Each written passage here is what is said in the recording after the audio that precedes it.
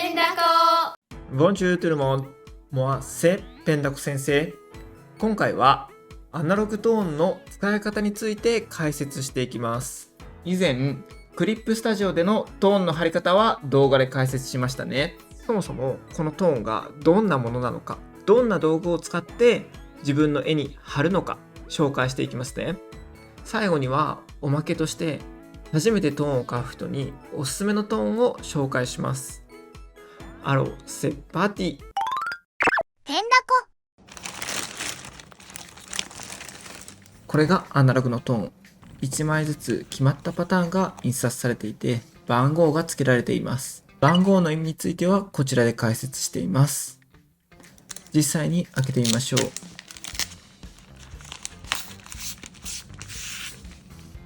う。裏面には糊がついていて、スコッチ程度の粘着力です。そこまで強くはありません。表面には柄が印刷されています。これはよく使われているドットの柄ですね。このドットが印刷されていない部分は透明になっています。だから絵に重ねても下の絵が透けて見えるわけです。ここで注意点があります。トーンにホコリがつかない、空気に触れない状態で保管しましょう。私は袋にしまって日の当たらない場所に保管しています。糊が劣化してしまうとトーンがひっつかなくなってしまうからです。では実際にトーンを貼ってみましょう。ペンダコ。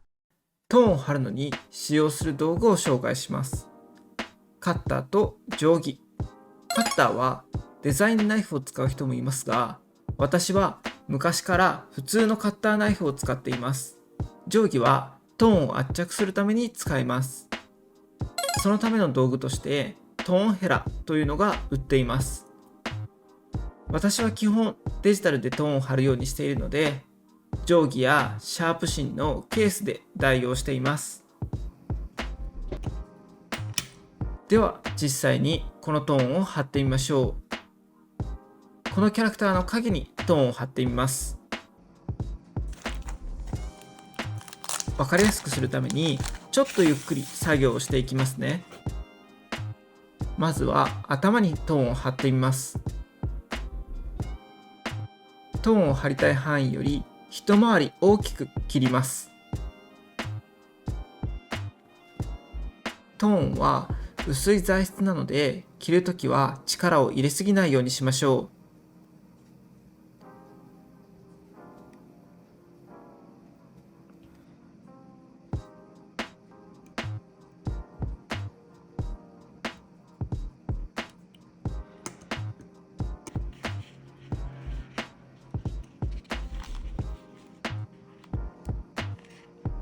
トーンの裏面は触りすぎないようにしましょう。ゴミがついて汚れる危険性があるからです。トーンを貼る前に原稿の上にゴミが落ちてないかチェックします。軽くトーンを貼ってはみ出したところを切り取ります。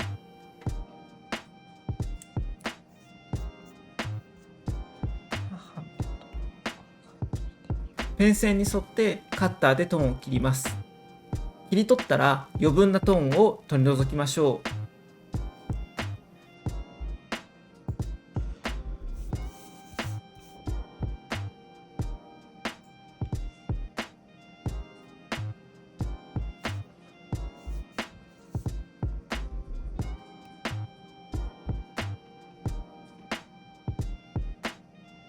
失敗してトーンが欠けると悲しいので神経を使う作業です。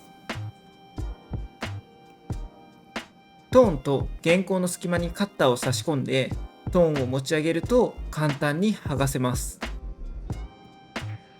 急いで剥がすと破れる危険があるのでゆっくり剥がしていきます。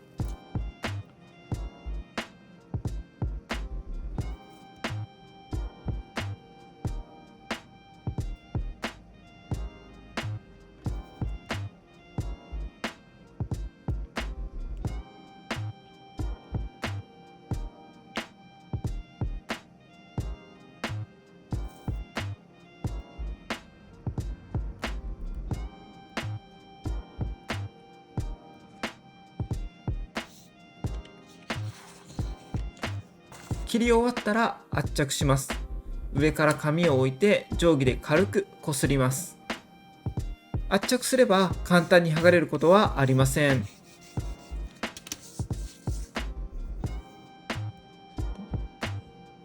トーンがベタに重なっていても問題ありません。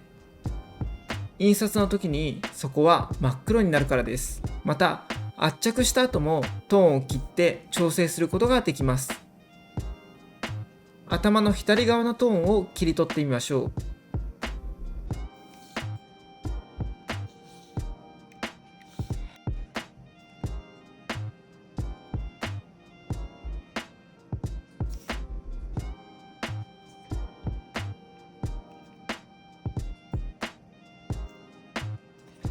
これで左から光を受けている感じが出ましたね。基本の貼り方はこんな感じです。あとはひたすら繰り返していきます。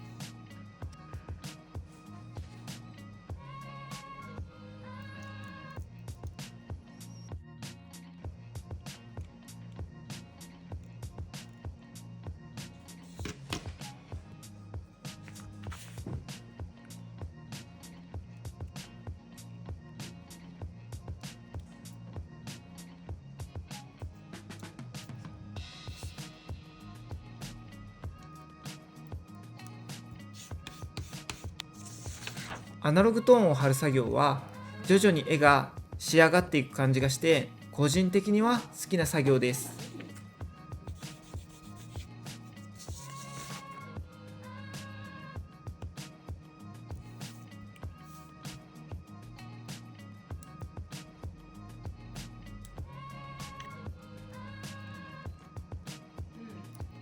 はい、これで影を貼り終えました。次は削りというテクニックを紹介します。てんだこ。漫画に出てくる雲やトーンを使って光を表現したいときにこのテクニックを使います。削りを使ってこのコマに雲を表現してみましょう。まずは空の範囲にトーンを貼ります。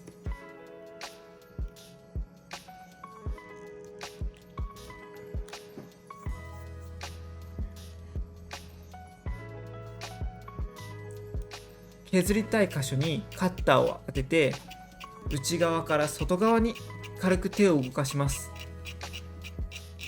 こうすることで表面の印刷されたパターンだけを削り取ります。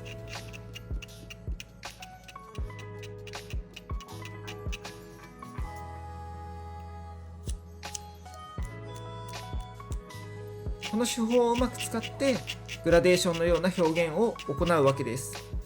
力加減はトーンを切るときよりさらに弱く、表面を撫でるように力を入れず行いましょう。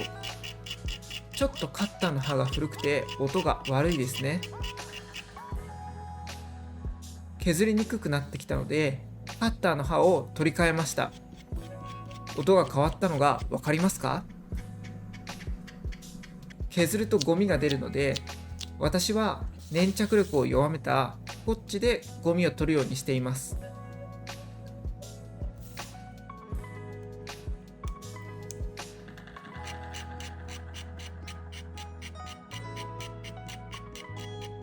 コツとしては均等の力加減、リズムで手を動かすこと、原稿の角度を変えてボケ感がうまく出るようにすること、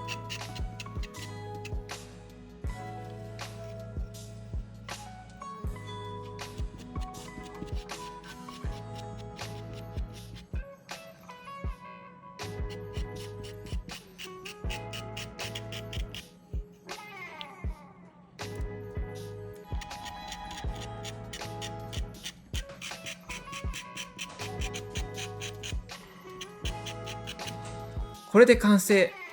空と雲を描くことができました。てんだこ。